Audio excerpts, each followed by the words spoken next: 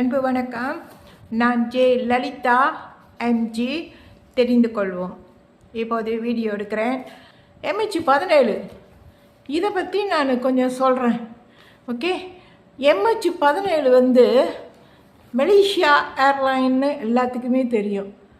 2014 7வது மாதம் 17ஆம் தேதி விபத்துக்குள்ளாச்சு. இன்னும் இதுவும் தெரியும் எல்லாத்துக்கும். எங்கே விபத்தாச்சு? ரஷ்யா யுக்ரைன் சண்டை நடந்துக்கிட்டு இருக்கிறப்ப அந்த யுக்ரைன் எல்லையில் இந்த MH17 சுடப்பட்டு வீழ்த்தப்பட்டுருச்சு. கீழே விழுந்துருச்சு. கீழே விழுந்து அந்த ஏரோப்ளேன் நெருப்பு பிடிச்சி, ஏன்னா எண்ணெல்லாம் இருக்குல்ல, எல்லாம் அப்படியே வெடித்து நெருப்பு பிடிச்சி எல்லாம் எரிஞ்சு போய் உடம்பெல்லாம் கருகி போய் சாம்பலாக போய் பேசஞ்சர்லாம் அப்படி தான் கிடச்சாங்க. ஆனால் MH17 கோசம் காணாமல் போச்சு பார்த்தீங்களா? அதில் வந்து அந்த MH17 கோசத்தில் ட்ராவல் பண்ணவங்களோட உடம்பு கடைசி வரைக்கும் பார்க்கவே முடியல. தண்ணியோடு போயிருச்சு. ஆளுங்கள்லாம் செத்து போயிட்டாங்க. இருந்தாலும் அவங்க உடம்பு கூட கிடைக்கல. ஏன்னா அந்த 37 கோசம் ஏர்ப்ளேனு கடலில் விழுந்துருச்சு. கடலில் விழுந்தா அந்த உடம்பு வந்து எல்லாம்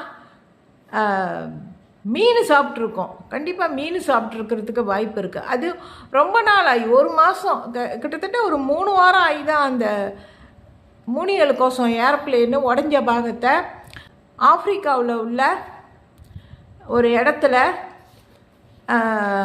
யுரேனியன் ஐலண்ட் அப்படிங்கிற ஒரு இடத்துல கண்டுபிடிச்சாங்க. ஓகே, அதாவது MH17 கோசத்தோட உடஞ்ச பாகத்தை கண்டுபிடிச்சாங்க. ஓகே, ஸோ இப்போ அந்த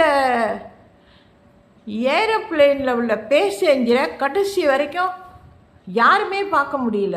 ஆனால் MH17 பேசஞ்சரை பாடி கிடச்சிருச்சு. சாம்பலாக போய் கிடச்சிது. சிலரோட உடம்பு கொஞ்சம் கொஞ்சம் கிடச்சிருக்குன்னு நினைக்கிறேன். இதுவும் வந்து முகம் வந்து கிளியராக இல்லை, எல்லாம் எரிஞ்சு போய் கிடந்துருக்குது. ஸோ இப்போ MH17 பேசஞ்சரோட உடம்பு சடலத்தை மலேசியாவுக்கு கொண்டு வந்தாங்க. ஆனால் MH17 கோசத்தோட பேசஞ்சர் உடம்பு எதுவுமே கண்டுபிடிக்கப்படலை, மலேசியாவுக்கு கொண்டு வரல. MH17 மட்டும்தான் கொண்டு வந்திருக்காங்க பேசஞ்சர் உடம்ப.